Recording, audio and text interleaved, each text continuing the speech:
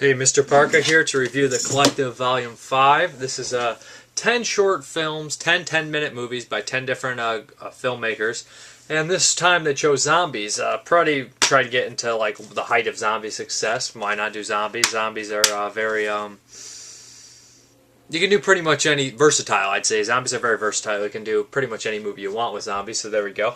Let me hop in here. I'll just go. I got all the ones written down to remember because I don't want to forget somebody. I typically don't write down the titles of the movies, but I did this time. The first one is Hoovers Marauders, and it's about a group of marauders that go around just kind of killing people during the zombie apocalypse. There's actually no zombies in here. There's no on-screen violence, really. No on-screen gore at all, but it's essentially a black and white film, and only the characters are in color. There's kind of like a silent Michael Myers type one, a really goofy one. I didn't really hate this one or like this one. I wasn't feeling it because it's just really not much happened. Nothing really happened. I guess, I mean, maybe it would open it up for a longer video or film, but it just seemed really, really like it didn't go anywhere. That's how I felt. And usually his are my favorites on there, typically. Voiceovers. This one was actually a comedy one. In the very beginning, a guy's bitten by a zombie. He doesn't seem worried about it. He has a date, so he goes to the date. I mean, he doesn't seem worried about the zombie, but then again, he doesn't know what the bite does. I don't understand. It seems like if he knew what the zombie was, he would be a little less worried, but he doesn't call the police or anything and just goes on a date. I don't know. The guy's got to be out of it as is.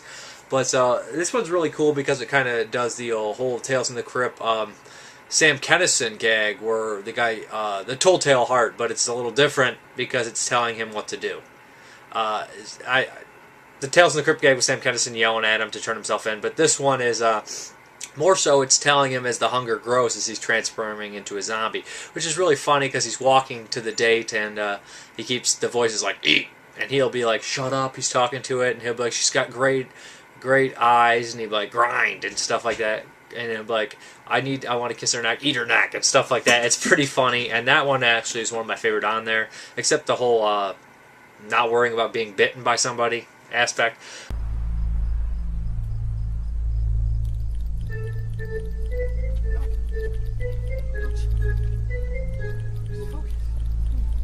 Eat date when? We're almost there. Eat now. Look, I need you to be quiet.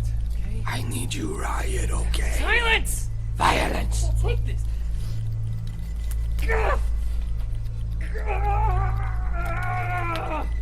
Okay, focus. Still here. Eat now. Eat date. Still here. Need eat. Need eat. Okay. No, we're fine. But the animation in the beginning is also really cool.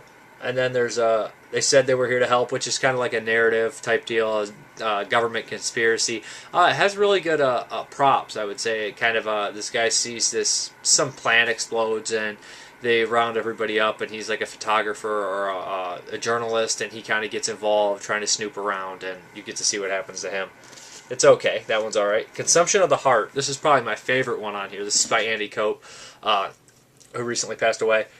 But his is really sensual and weird and completely different from a zombie movie that you would think. But basically what happens is there's this kind of unhappy, well, not, I wouldn't say unhappy, kind of a stagnant couple that, you know, they just don't have any flair in their relationship. And something happens where she just starts to get kind of really horny and weird, and she starts getting like rigor mortis, actually. And she kind of forces herself on her husband, and pretty soon they're like a love fling, and it appears that they are kind of eating each other and sort of rotting, and they are doing it together. And I really like what's going on here, that it actually might have bettered their relationship in a weird, sick, twisted way. That one's the best one. It's the most sensual, most disgusting one, and I think it's probably the best.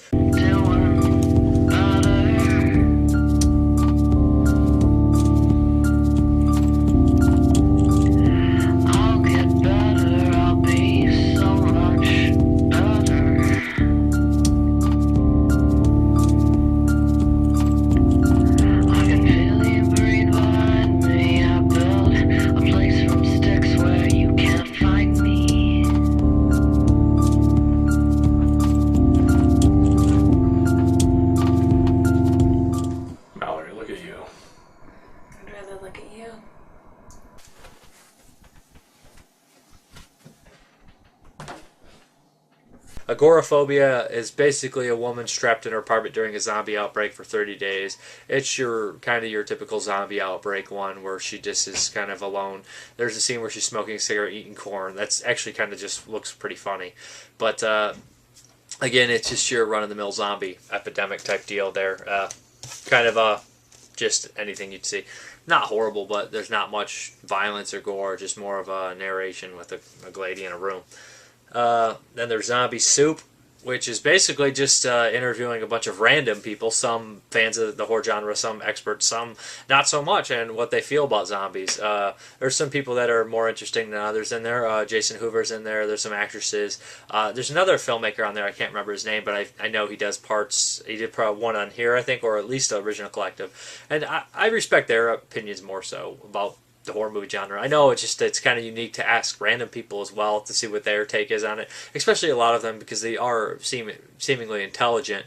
But I love zombie movies. To hear somebody say they hate them is just kind of annoying to me. I don't know. I mean, it's kind of dumb to say I don't agree with you, so I hate your opinion, but I just don't like his justification for opinion or the lack of one.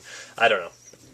But he's entitled to his own opinion, and I could see why some people, I guess, would dislike zombies. But I've loved zombies my entire life, popular or not. And then this one, Sex Zombie. This one is really weird. This is in the style of a silent film, a silent film, but at points it just gets completely ridiculous towards the end. And there's one really nasty scene that, when it goes, kind of switches gears a little bit. I'm not really a fan of this kind of style, I guess. Well, not like silent films as a whole, but just this kind of whole silent type deal. I remember there was one on the other one, I think on part 4, or was it part 1, that I actually thought was pretty cool. It was kind of creepy.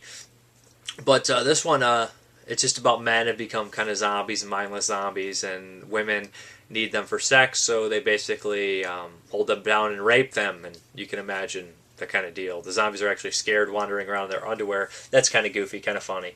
And then number 8 is Spooky Stuff. Spooky Stuff is by a group of people that really kind of do like a go around and film spooky places in America and talk about it and tell the stories that surround it, back and look for ghosts, kind of like ghost hunters. I've never been a huge fan of ghost hunters. I do enjoy some of the stories they tell, but I do not like when they're actually looking for stuff. I've never found that appealing because I already know the outcome. I don't like to hear some guy in the background. These people are more genuine. They don't sit there and make little sounds in the background, and they're much more likable than the people that would be on that show that just stand in the background and jingle a thing, and then the guy acts really freaked out with his moose gel hair and his fake ass attitude. I just don't like that kind of stuff, as you can tell, but I just think it's repetitive. But these people were genuinely nice, and they actually were having fun with it. And this is not necessarily that one. It's kind of a lighthearted spoof of their own type deal. Or not necessarily a spoof, but they throw a curveball in there, and it's like it's okay. Then Dead Things Outside 1 and 2 are the last 2 parts of it, and those 2 are kind of go together. The dialogue is, I think, a little too heavy for the actors. I think like they even make fun of their own dialogue. They say Quentin Tarantino fan, and that's just, it's like a heavy Quentin Tarantino dialogue thrown on these people, and it's not exactly the easiest lines to spout out. To do it very easily, I guess I'll say. But this one is fun. It's got a quirky little feel to it, and there's some good chunks of gore in here, and some fun, and just a lot of characters crammed into 16 minutes of screen time. Pretty sure he's dead. The screaming was kind of bad. The Louisville Special, huh? That's fucking metal. These pies are getting cold, yo! What do you think? How many were there? I didn't stand there and count. Where the fuck did all the bodies go? Screw them. We can't just leave them out there. Plus, I'm fucking starving.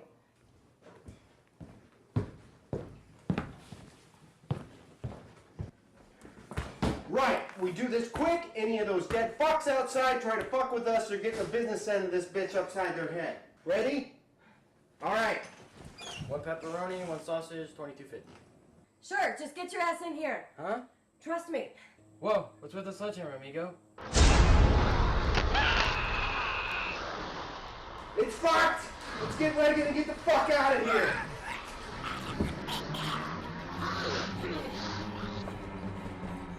But this was one of the better ones too. I'd still say the top-notch one in here, which is actually really good, is Consumption of the Heart by Andy Copp. And I also would probably recommend, I'm looking at this is really, really crappy, and junkie for me to be doing this, but voiceover, and I would also probably say there's another one in here that I say was worth watching. Dead Things Outside. I love the title too. Dead Things Outside Your Door, I think it is, and I just reminded me of Dead Next Door. But as a whole, I love the concept. I loved part 4. I thought part 4. I've seen 1, 4, and 5. I'm going to watch 2 and 3 eventually, but I really dug 4. Really thought the emotions thing was really working well. You get a bigger contrast. But I thought this one was just okay.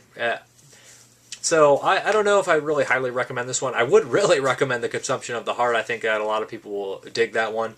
And it's the last chance you can get to see Andy Copp's kind of last movie. But thank you very much for watching. There'll be some clips in here. There'll be Jabb pictures below. I recommend you buy the 4th one for sure. And I'll get to you on the 2nd and 3rd one. And maybe check out the 1st one too. But I love shorts, so it's a cool idea. So Jabb pictures link will be below. Thank you very much for watching. Have a good one.